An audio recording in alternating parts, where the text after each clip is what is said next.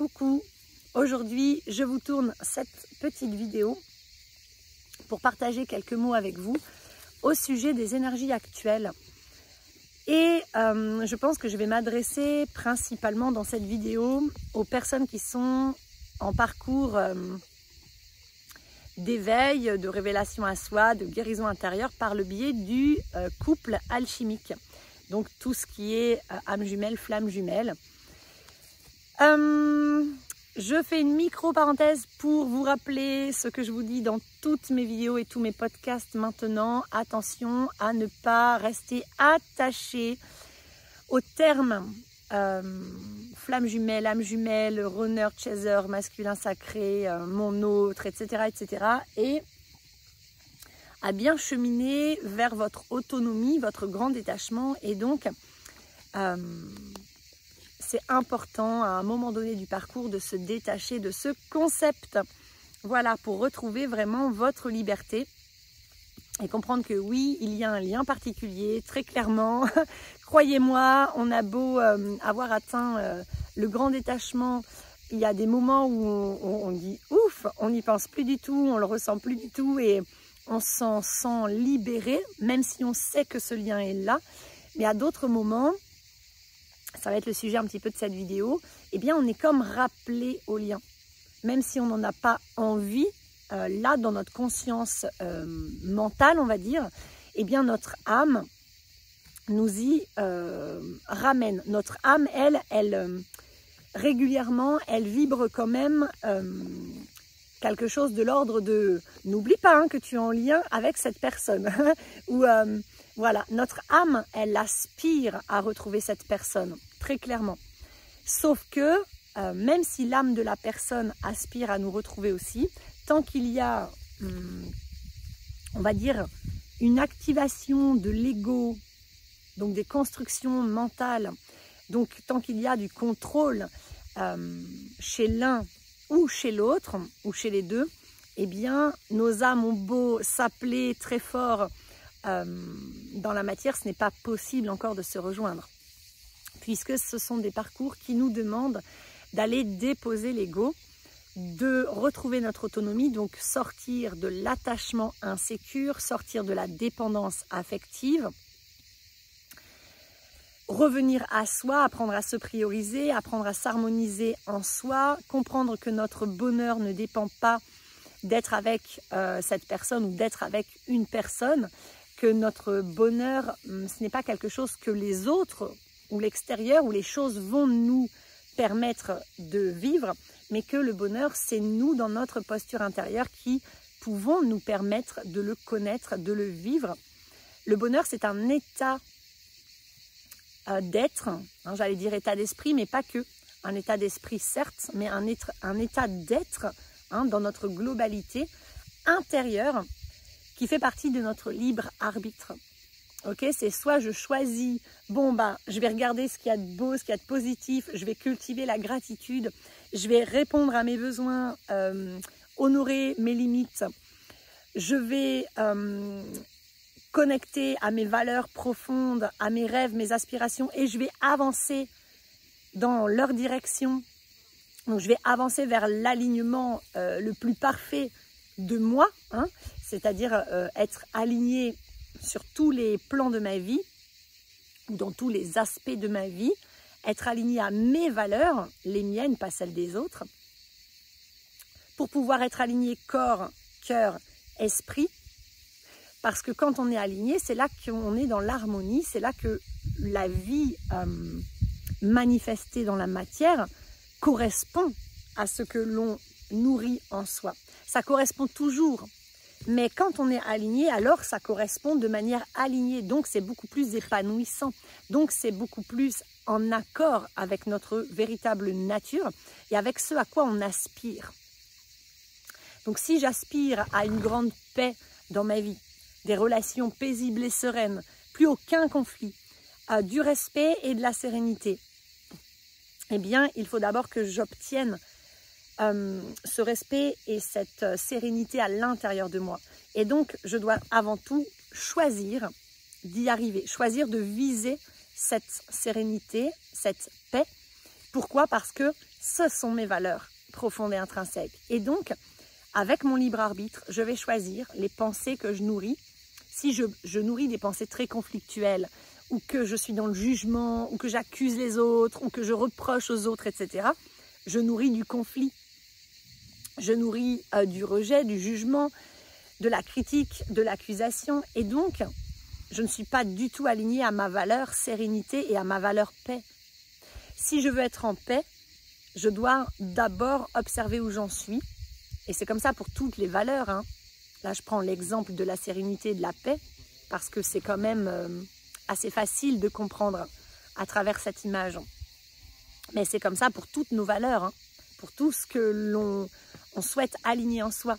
Donc là, si je souhaite m'aligner à cette paix intérieure et voir la paix autour de moi, puis la paix dans le monde, eh bien d'abord, c'est oui, mais comment être en paix à l'intérieur de moi?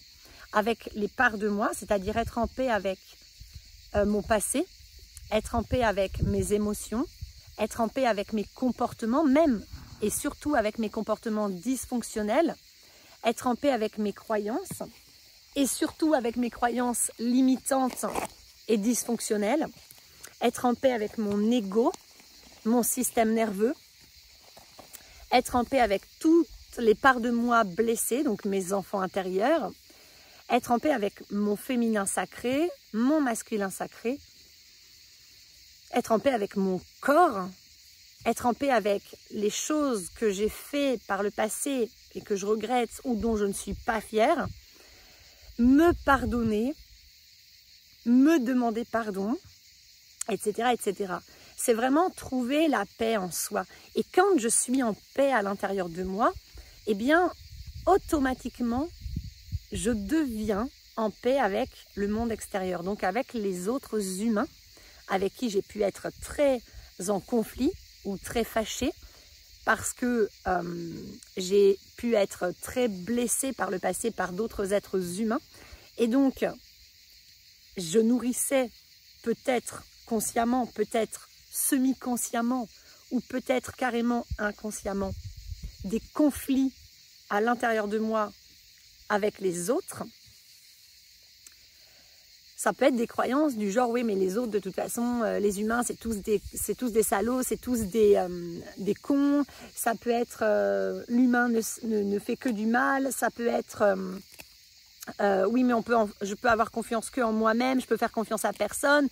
Ça peut être, de toute façon, à un moment donné, dans cette relation, l'autre va me blesser, me faire mal, etc., etc. Tout ça, c'est du conflit intérieur.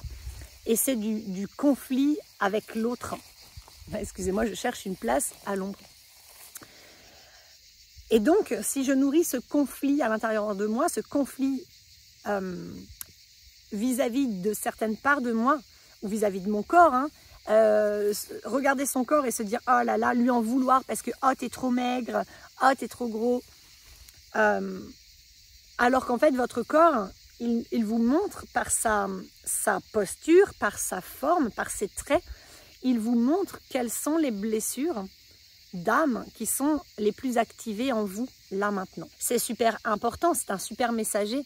Et puis votre corps, c'est le reflet de votre âme, mais c'est aussi le messager de votre âme. Donc à travers votre corps, par exemple, à travers des mots physiques, des gènes physiques, ou des aspects physiques, eh bien votre corps vous raconte votre histoire. Votre corps vous transmet ce que votre âme a tant envie de vous dire en fait. Donc c'est quand même un super messager, c'est votre meilleur ami sur cette terre et votre plus grand guide, votre corps finalement. C'est lui qui vous permet de ressentir les choses par le biais de vos sens, mais aussi de vos extrasens. C'est lui qui vous permet de savoir ce qui est juste ou non pour vous, en vous faisant sentir que « Ah oui, miam » ou « Oh, berk, non ». C'est votre corps qui vous guide finalement sur le chemin du plus juste et du meilleur pour vous. Seulement, personne ne vous l'a appris. Voilà, donc vous devez, tout comme moi, à travers ce processus alchimique, à travers ce parcours d'éveil, de guérison, de révélation à soi, redécouvrir votre corps, redécouvrir qui vous êtes, redécouvrir votre véritable nature ou identité individuelle, mais aussi d'être humain souverain sur cette terre, etc., etc. Et votre corps, c'est important de l'honorer parce que c'est votre véhicule terrestre, donc votre première maison. Et dans mon exemple, si vous êtes en conflit avec votre corps parce que vous détestez une partie de votre corps ou que vous l'accusez de ne pas être tel que vous aimeriez qu'il soit, de ne pas ressembler à ce que vous souhaiteriez qu'il ressemble, de ne pas être autant en forme ou aussi fort que vous souhaiteriez qu'il soit, etc. Tant que vous l'accusez, que vous le jugez, que vous le critiquez, eh bien vous êtes en conflit à votre corps. Donc forcément, vous nourrissez du conflit et donc forcément, vous allez attirer à vous du conflit dans votre vie qui va venir de l'extérieur. Et donc, vous allez être en conflit avec, je ne sais pas moi, des gens dans la rue que vous ne connaissez pas. Vous allez vous retrouver en conflit comme ça, alors que vous n'avez rien demandé. Vous allez être en conflit avec peut-être des amis, avec peut-être des collègues de travail, peut-être avec vos voisins, peut-être avec vos parents, votre famille, vos enfants, votre conjoint, bref. À chaque fois que vous êtes en conflit dans la vie matérielle, dans la 3D, donc avec les autres, que ce soit les êtres humains, les animaux ou le vivant, hein, vous pouvez être en conflit avec la nature, hein, vous retrouvez dans une nature qui quelque part soit vous met en insécurité ou soit vous fait vous retrouver dans une situation pas facile, une situation un peu de conflit. Par exemple, vous êtes envahi par, je ne sais pas, une plante, des ronces, des épines, à un endroit où vous aimeriez de la douceur. Et puis, vous avez beau tout mettre en place pour être en accord avec la nature, la nature prend le dessus, vous envahit, bon, bref. Ou alors, pareil, vous pouvez être en conflit avec, je ne sais pas, moi, le chien du voisin qui vient et qui vient chez vous et puis qui vide vos poubelles et puis qui vous menace de vous mordre. Enfin, ce genre de choses, vous voyez ? Tout ça, c'est le reflet extérieur du conflit ou des conflits que vous nourrissez à l'intérieur. Voilà, et c'est comme ça pour tout ce que vous nourrissez à l'intérieur. Donc ce parcours nous demande de nous réaligner à nos valeurs. Et si vos valeurs, c'est la paix, la sérénité, hein, dans mon exemple, eh bien ça va être important d'aller observer les parts de vous qui sont conflictuelles, et de progressivement d'abord les accepter avec amour et ne surtout pas vous flageller, vous accuser, parce que là vous allez être en conflit contre vous. Donc ne surtout pas rejeter, ne surtout pas être dans l'hyper-contrôle de vous dire « Oh là là, il faut vite, vite, vite que je ne sois plus en conflit ». Il ne faut pas non plus être dans ce mental contrôlant qui veut dégager toutes nos imperfections. Hein, c'est super important de ne pas vouloir chasser nos lacunes, mais plutôt de les embrasser, de dire « Ah oui, ok, là j'ai une lacune. Ah oui, ok, il y a un conflit en moi que je nourris à tel endroit, dans tel espace, depuis telle croyance ou depuis tel trauma.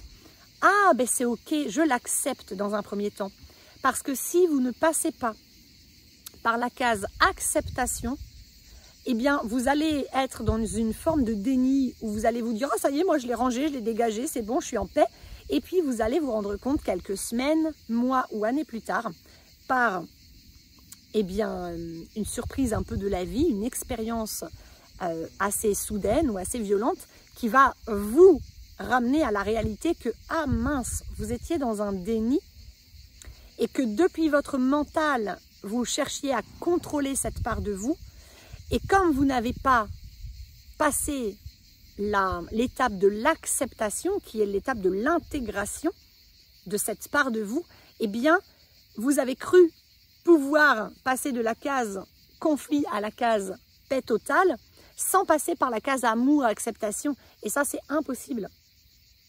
Il n'y a que en acceptant pleinement ce qui est, donc en acceptant pleinement ce conflit en vous, ou ces nombreux conflits en vous, en pleurant toutes les larmes de votre corps, parce que quelquefois vous allez connecter au pourquoi vous êtes en conflit.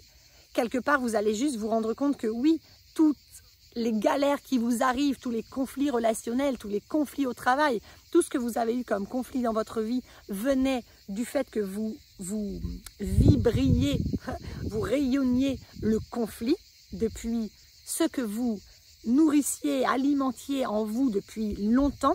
de manière inconsciente.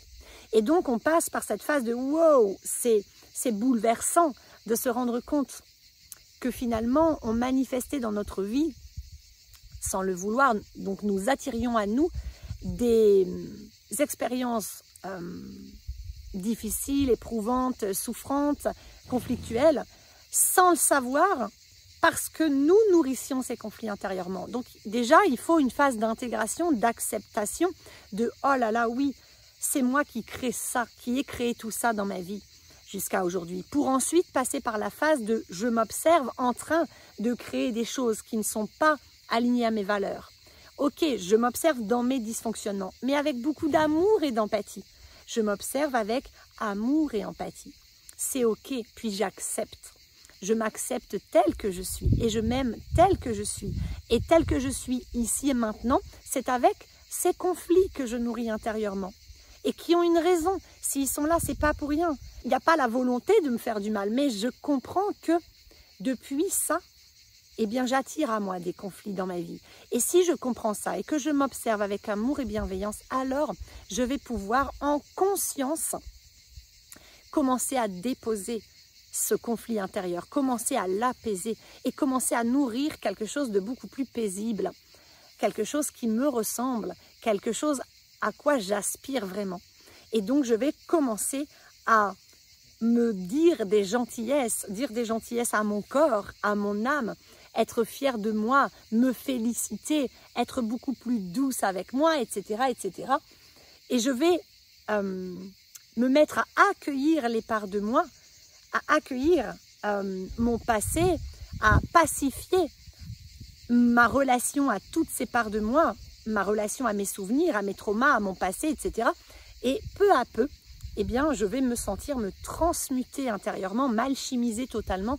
Et je vais me rendre compte à un moment donné que « ah, mais je ne nourris plus tel conflit ». Et d'ailleurs, dans ma vie, je ne suis plus en conflit avec mon voisin, avec mes proches ou avec mes collègues de travail, etc. Parce que, simplement, je ne suis plus en conflit à l'intérieur de moi. Et donc, eh bien, si je ne suis plus en conflit, je suis en paix. Et plus je suis en paix à l'intérieur de moi, et plus je fais vibrer cette paix en la cultivant jusqu'à ce qu'elle devienne automatique, autonome, ok, à l'intérieur de moi, c'est-à-dire gérée par mon système nerveux autonome, c'est-à-dire qu'elle fait partie des fonctions que mon subconscient prend en charge et qui fonctionnent sans que je n'ai besoin d'y penser. Ça devient réflexe, génétique. Et donc, à ce moment-là, eh bien, on peut apprécier vraiment la sérénité et la paix dans notre vie au quotidien, mais dans notre vie 3D, dans la matière. Voilà. Et là, je vous ai pris cet exemple, mais ça fonctionne pour toutes vos valeurs. Donc ça, c'est un petit peu le message du moment parce que la vie nous pousse actuellement à nous reconnecter à nos valeurs et à nous y aligner. La vie nous pousse, elle insiste de plus en plus fort parce qu'il y a encore pas mal de personnes qui sont sur ces parcours, qui sont encore en train de résister, qui aimeraient pouvoir encore rester dans l'option de facilité. C'est « ah oui, ok, je sais que mon âme m'invite à prendre tel chemin, mais que pour prendre tel chemin, il va falloir que je fasse tout péter dans ma vie, tout ce que j'ai construit jusqu'à aujourd'hui. Il va falloir que je mette un terme à certaines relations. Il va falloir que j'ose dire ma vérité à ma famille ou aux gens qui m'entourent, alors que je ne leur ai jamais exprimé ma vérité. Je me suis toujours adaptée, réduite, cachée, etc., etc. Et je vais devoir déconstruire ce que j'ai construit. Je vais devoir déposer mes masques. Je vais devoir prendre ce risque de sortir de ma zone de confort pour aller vers l'inconnu. Et le chemin de la guérison, c'est pas le chemin facile. C'est jamais le chemin facile. Le chemin de la guérison, c'est le chemin sur lequel justement il y a des peurs à dépasser. Il y a des obstacles à sauter, des montagnes à gravir, parce que c'est le chemin qui nous fait développer nos ressources, qui nous fait nous élever, qui nous fait grandir. Donc c'est le chemin où il y a le plus d'apprentissage. Et on n'apprend pas en restant au même endroit et en répétant les mêmes choses tous les jours. On apprend en sortant de notre zone de confort, en allant explorer de nouveaux horizons, de nouvelles relations, de nouvelles activités, de nouveaux lieux de vie. On apprend en sortant de nos fonctionnements quotidiens, routiniers, et en commençant à fonctionner différemment, de changer des choses dans ma vie.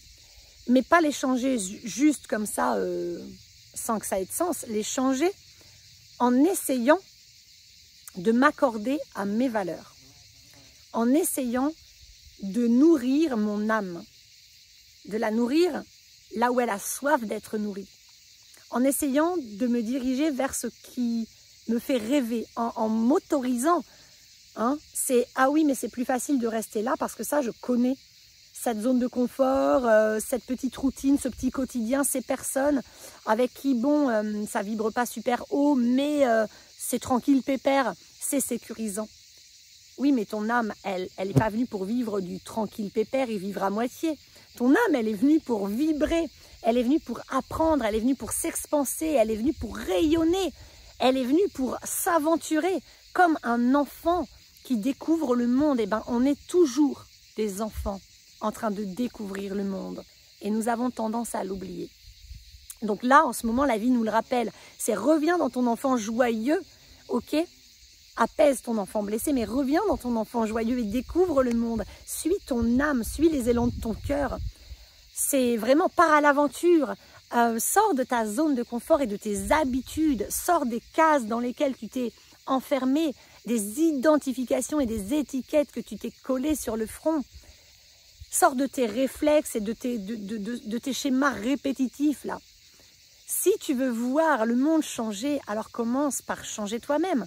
Et si tu souhaites obtenir un résultat différent, eh bien, tu as l'obligation de changer ton action. Parce que si tu répètes toujours les mêmes actions, tu auras toujours le même résultat, c'est évident. Voilà, donc en ce moment, la vie nous pousse vraiment à sortir de « oui, mais là, c'est facile ». Non, mais la vie ne veut pas que tu restes dans « oui, là, c'est facile ». Alors, tu peux tenter d'y rester. Hein. Moi, je pense que toutes les personnes qui vont résister à cet appel du collectif, à cet appel de l'âme, à cet appel de la source, hein, la conscience universelle, vous l'appelez comme vous voulez, toutes les personnes qui vont continuer à lui résister, elles risquent de morfler sévère. Hein. Et ce n'est pas une menace, c'est simplement une loi naturelle. C'est les énergies du collectif, de la Terre, de l'univers sont en train de monter, monter, monter, monter. Et c'est logique que tout le vivant s'accorde et s'élève en même temps. Si les énergies ambiantes et générales et universelles s'élèvent, parce qu'il y a beaucoup d'âmes qui s'élèvent actuellement, c'est normal qu'on soit tous appelés à s'élever. Si on ne s'élève pas, on ne pourra plus s'accorder et donc on ne pourra plus vivre dans ce monde. Donc il y a une réelle réalité qui est là, qui est de plus en plus tangible, que tous ceux CE hein, et ceux CEUX qui ne s'accordera pas aux énergies universelles qui montent, qui montent toujours là, c'est relancé, ça repart de plus en plus haut pour nous permettre de nous réveiller, pour nous permettre de retrouver notre véritable origine d'être humain souverain et notre véritable identité, notre véritable lumière, pour nous permettre, là, à l'entrée dans l'ère du Verseau, eh bien, de déconstruire tout ce qu'il y a à déconstruire, donc l'ancien paradigme extérieur, et donc ça commence par déconstruire à l'intérieur, et puis ensuite à l'extérieur dans nos vies individuelles, pour que tous ensemble, on déconstruise, eh bien, collectivement, et à l'échelle de l'humanité, sur cette terre.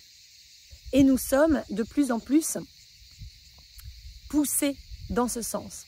Voilà, mais c'est un sens magnifique et nous avons une mission qui est très importante, celle de débroussailler, celle de déconstruire toutes ces constructions qui sont obsolètes, mais qui sont surtout inhumaines finalement, qui sont à l'opposé de notre véritable nature. Tous ces systèmes de croyances, tous ces systèmes sociétaux, ces systèmes financiers, tous les systèmes créés par le yang surdéveloppé, abusif, hein, donc le yang blessé, et ce yin soumis, en fait, est sacrifié. Tous ces systèmes qui ont été finalement créés par le mental suractivé, surdéveloppé, pour contrôler le vivant, contrôler l'humain, contrôler la vie, contrôler le monde. Tous ces systèmes de pouvoir et d'argent, tels qu'ils sont, de capitalisme, etc., sont des systèmes qui sont à l'opposé total de notre nature souveraine humaine. Donc tout ça est en train de s'effondrer. Tout ça va s'effondrer de toute façon, hein, qu'on le veuille ou non. Plus nous acceptons de suivre ce mouvement et d'œuvrer ensemble à faire tomber cet ancien paradigme pour pouvoir renaître, faire renaître et reconstruire, rebâtir, recréer tous ensemble, hein, dans un élan de co-création collectif, le nouveau paradigme.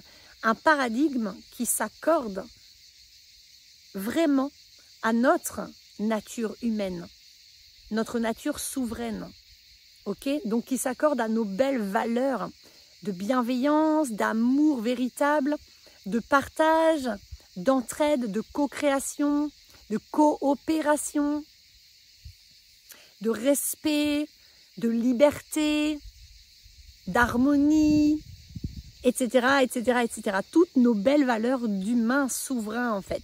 Et nos âmes, elles aspirent à ça. Et nos âmes, nous, sur ces parcours alchimiques, sont des âmes volontaires venues s'incarner spécifiquement à cette époque et venues, entre autres, vivre ce parcours pour aider nos humains incarnés à déconstruire l'ancien paradigme pour pouvoir créer un espace d'abord vide, fertile, apprécier le vide sans vouloir à tout prix le combler,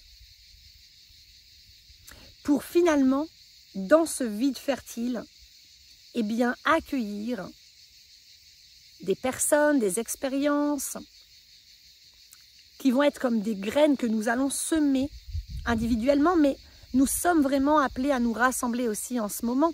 Je ne sais pas si vous le ressentez ou si vous le vivez, mais moi je le ressens et je le vis. Nous sommes vraiment guidés vers d'autres âmes qui font partie de notre famille. Nous sommes vraiment guidés vers des âmes avec qui nous allons co-créer, réapprendre à co-créer dans le respect, la bienveillance, la justesse.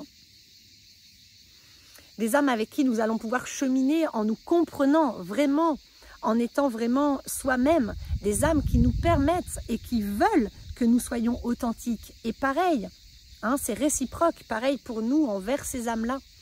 Donc incarnées, hein, dans des personnes humaines, terrestres. Et donc, nous semons ces graines dans ce vide fertile et ces graines vont pousser. Et nos enfants vont terminer de les cultiver. Ok ? Nos enfants, nos petits-enfants vont co-créer beaucoup plus tôt dans leur vie parce que nous aurons débroussaillé et déconstruit.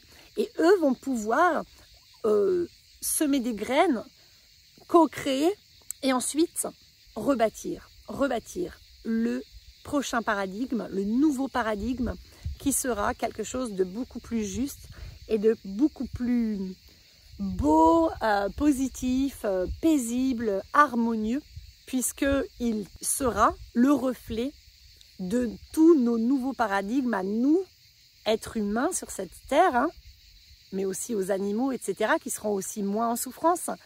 Eh bien, ce nouveau paradigme sera le reflet, la conséquence de nos nouveaux paradigmes intérieurs qui vibreront davantage d'amour, de paix, de coopération, d'entraide, de tolérance, de bienveillance, etc., etc.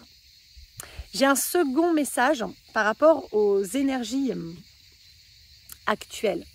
Alors, pour l'avoir vécu moi-même et pour avoir des témoignages autour de moi de personnes qui sont dans ces parcours, parce que je suis de plus en plus en contact avec des personnes qui sont dans ces parcours de duo alchimique ou lien d'âme alchimique, type flamme jumelle ou âme jumelle, nous avons pu ou nous pouvons encore ressentir de la tristesse qui remonte. On rentre dans le signe du Cancer, un signe que je connais bien puisque c'est le mien. qui est un signe très émotionnel, très cyclique, très relié à la lune et très relié au monde émotionnel. Et très relié au foyer harmonieux, le couple et le foyer, le couple avec les enfants, vraiment ce foyer chaleureux, harmonieux, équilibré, sécurisant, réconfortant, bienveillant. Ça, c'est vraiment quelque chose qui est très important pour le Cancer. C'est son plus grand rêve, sa plus grande aspiration. Et donc, nous avons pu avoir de la tristesse qui est remontée ces derniers temps, ou qui va remonter là incessamment sous peu, en lien avec cette notion de foyer, cette notion d'amour inconditionnel, cette notion de relation, mais dans la famille, mais cette famille que nous construisons. Alors oui, ça peut nous renvoyer au foyer de nos parents où nous étions les enfants, mais ça peut nous renvoyer au foyer de nous avec nos compagnons et compagnes et nos propres enfants, ou bien justement au fait que eh bien, le foyer que nous vivons actuellement n'est pas aligné avec le foyer auquel nous rêvons. Voilà, il peut être par exemple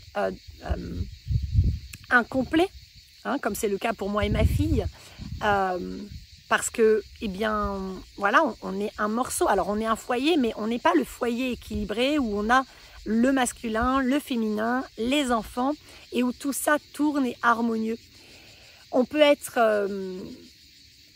célibataire ou un couple sans enfants, avec pourtant un désir de fonder un foyer, ou un célibataire sans enfants et sans personne complémentaire dans sa vie, avec toujours ce désir, ce même désir auquel notre âme aspire de fonder un foyer harmonieux. Ou on peut être actuellement dans un foyer dans lequel on sent que oui, ok, on a un foyer, mais il ne correspond pas au foyer que nous souhaitons avoir.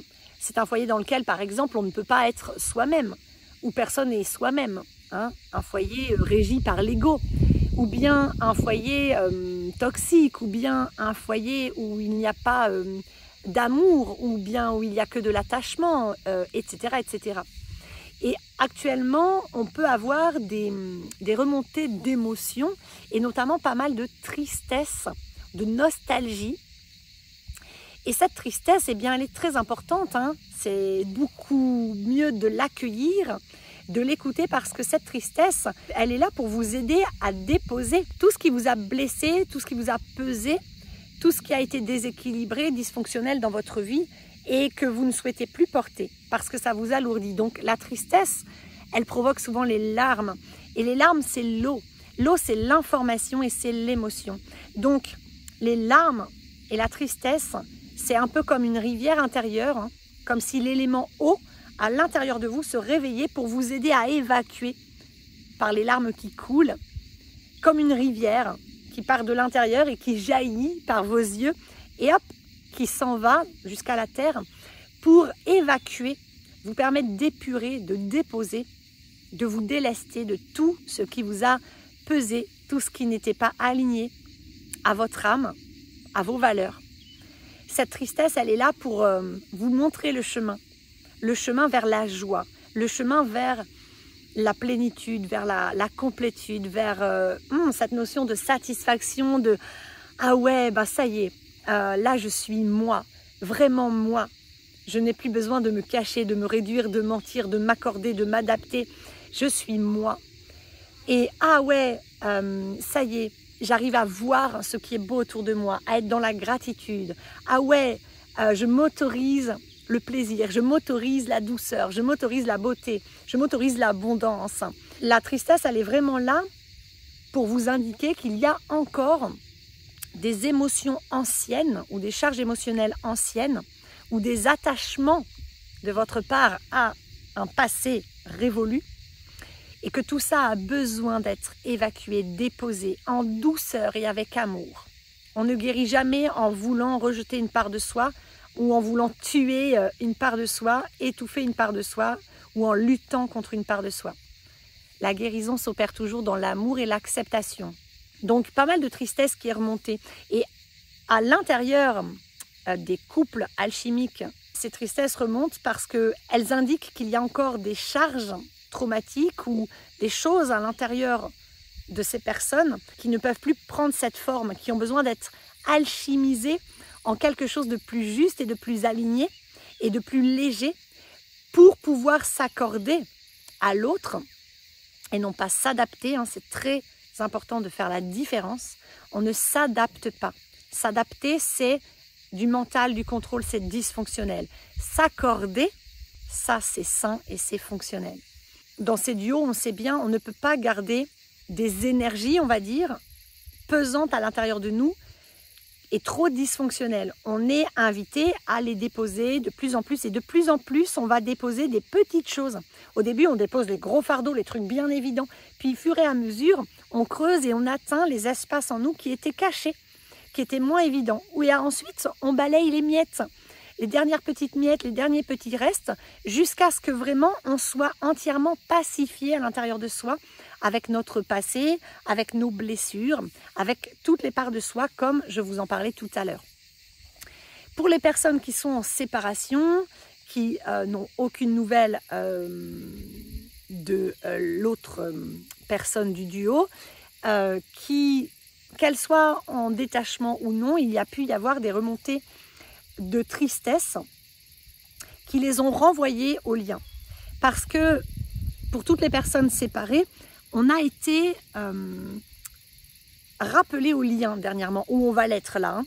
Il y a comme un... Et moi, je peux vous en témoigner parce que j'étais vraiment dans ce grand détachement où j'étais bien, où je me sentais libre, détachée et sereine, entièrement sereine par rapport à ce lien, ce parcours, au passé de ce lien, mais aussi par rapport à moi, mon parcours de vie, mon passé, mes blessures. Et cette semaine, il y a eu des remontées de tristesse et puis il y a eu des petites expériences de vie qui m'ont ramené au lien.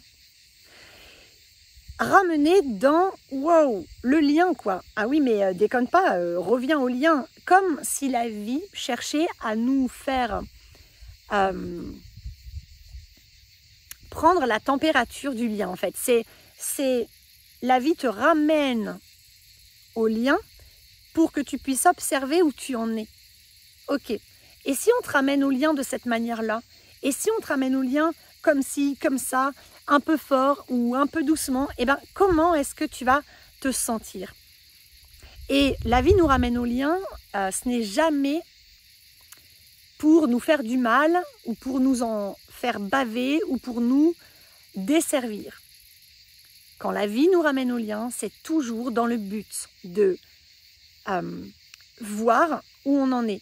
Donc quand ça nous ramène à un lien, dans un contact, dans un échange, c'est plus évident. Mais quand ça nous ramène au lien à distance, alors qu'il n'y a pas de contact, il n'y a pas d'échange, c'est toujours le silence radio, eh bien ça nous y ramène pour nous dire « Ok, qu'est-ce que ça te fait là de revenir au lien, de repenser à l'autre, de revisiter à nouveau, alors que ça fait longtemps, de revisiter à nouveau ce parcours, ce que tu as vécu ou ce que tu n'as pas vécu avec cette personne et tout ce que tu as traversé, tout ce parcours, tout ce chemin pour en arriver là où tu en es aujourd'hui. Qu'est-ce que ça fait remonter en toi? Qu'est-ce que ça fait vibrer en toi? Qu'est-ce que ça dit de toi aujourd'hui? Parce qu'on revient au lien pour soi, pas pour voir l'autre où il en est, etc. Par contre, dernièrement, on a pu être amené au lien et se rendre compte que ah ok, on en est là. Ok, donc l'autre semble, en tout cas dans la matière, semble en être là. Ok, on y voit clair et du coup ça nous permet de lâcher davantage et de continuer de se centrer sur soi. Là, on a été, ou on va l'être très prochainement, ramené au lien, surtout pour les personnes en grand détachement et je pense aussi pour les personnes dans le déni, dans le rejet et dans le déni du lien. On a été rappelé au lien pour voir et se dire « Ah ok, le nous », le nous c'est le lien, c'est l'énergie du duo, le nous en est là. Ok, qu'est-ce que ça m'indique sur moi? Ok, quels sont mes besoins du moment? Bien souvent, ça nous fait passer par le lien pour nous ramener à des souvenirs de notre enfance au sein de notre foyer, puisque là on est dans le thème du foyer avec cette lune en cancer et cette saison du cancer, eh bien, à quoi ça me ramène dans mon enfance, dans mon adolescence ou dans ma vie de jeune adulte? À quels souvenirs, à quelles injonctions familiales, à quels schémas familiaux, à quelles croyances, à quelles blessures, à quel traumatisme, à quel vécu et à quelle énergie, émotion, sensation, sentiment, etc. que j'ai besoin, avec cette tristesse, d'aller déposer, évacuer, laisser sortir de moi, l'exprimer et le déposer pour créer de l'espace fertile en moi pour pouvoir ensuite, tranquillement à mon rythme, quand je serai prêt, prête, cultiver quelque chose de nouveau, quelque chose de plus aligné à mes valeurs. Voilà, donc on a pu vraiment ressentir de la tristesse, ou vous pouvez encore ressentir de la tristesse. Moi, c'est passé, mais j'ai été super triste la semaine dernière. J'avais beaucoup de larmes sont sorties et ça m'a ramené vraiment au lien, à quelque chose, une énergie, une sensation spécifique au lien, pour me ramener dans une blessure que j'ai bien progressé, que j'ai bien cheminé, mais qui m'a ramené à une blessure d'enfance, bien sûr, autour de ma naissance. Vous voyez, puisque c'était mon anniversaire. Et donc, c'est en repassant par le lien, à chaque fois que ça me renvoie à ce qui m'appartient et qui a besoin d'être épuré, déposé, conscientisé, accueilli. C'est part de nous qui ont besoin d'être entendus, validés, reconnus, etc. Voilà. Ça, c'était pour les énergies du moment spécifiques vraiment aux personnes en parcours. Ok, donc n'oubliez pas que le plus important sur ces parcours, c'est vraiment de vous retrouver vous, de vous centrer sur vous, de pacifier vraiment votre rapport à vous-même, d'accueillir, d'aimer toutes ces parts de vous compléter, de vous réunir intérieurement, de vous retrouver, de vous révéler à vous-même, de déposer toutes les croyances qui vous limitent. Et je ne pense pas qu'on doive travailler dur sur soi, au contraire. Je pense qu'on doit apprendre à s'accepter tel que l'on est et à se détendre ici et maintenant dans l'expérience que nous sommes en train de vivre. Nous sommes plutôt invités à apprendre la patience, le lâcher-prise, la confiance en l'inconnu, en l'univers, en soi, en le timing divin, etc. D'accepter que des fois on a cette sensation qu'on sait les choses, qu'on les devine, qu'on les pressent, mais en fait on ne sait rien. Voilà, donc continuons à redevenir la personne la plus importante de notre vie, continuons à nous donner de l'amour, de la douceur, du respect, à nous revaloriser, continuons d'accueillir et d'aimer chacune de nos blessures, chacun de nos traumatismes, chacun des traits de notre identité naturelle, originelle, mais aussi de notre personnalité construite. Je vous souhaite à tous le plus doux des parcours et puis un été doux, beau, des belles libérations émotionnelles, mais les plus en douceur possible. Je crois qu'il n'est plus le temps d'être secoué violemment. Il est le temps de se reconnecter à cette douceur qu'a le cancer aussi, cette douceur, ce grand cœur, cette bienveillance totale et profonde. Et de se donner beaucoup d'amour. Plus vous vous donnerez de l'amour, plus vous le vibrerez, vous le rayonnerez et finalement vous le partagerez aux autres. Cet amour véritable. Soyez fiers de vous, célébrez-vous, accueillez, toujours accueillez tout ce qui remonte à votre conscience, à la surface. Autorisez-vous à déposer tout ça. Ouais, révélez-vous à vous-même, je vous le souhaite du fond du cœur. Et je vous souhaite un bel été. Je vous dis à bientôt. Bye bye.